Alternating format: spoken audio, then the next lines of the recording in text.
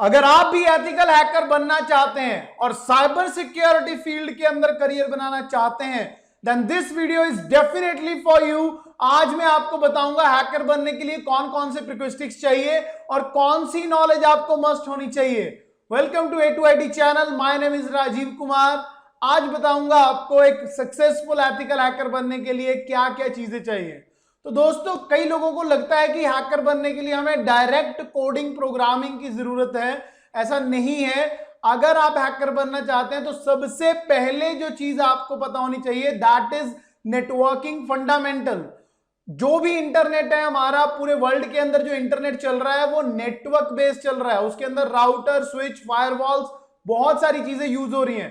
अगर आप हैकर बनना चाहते हैं तो आपको बेसिक्स ऑफ नेटवर्क के अंदर टीसीपी यूडीपी प्रोटोकॉल्स का पता होना चाहिए। नेटवर्क के अंदर यूज होने वाले सिक्योरिटी डिवाइसेस की नॉलेज होनी चाहिए और इसके अलावा मेनली फायरवॉल्स का कॉन्सेप्ट आपका क्लियर होना चाहिए। अगर आपको बेसिक फायरवॉल्स के बारे में पता है, बिकॉज फायरवॉल्स क्या होते हैं, हमारे जो भी नेटवर्क के अंदर अटैक्स होते हैं उनको रोकने का काम करते हैं।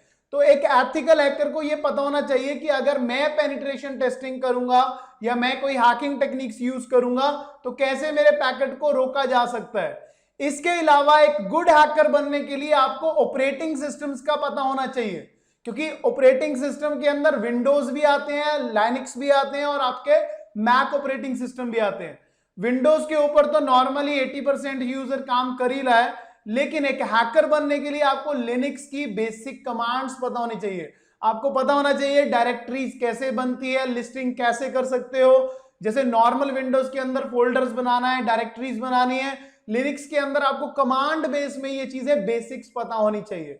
इसके अलावा जो सबसे एंड में चीज है वो है प्रोग्रामिंग लैंग्वेजेस। मेनली आपको basic programming languages front end के बारे में पता होना चाहिए, जैसे HTML, CSS, जावास्क्रिप्ट।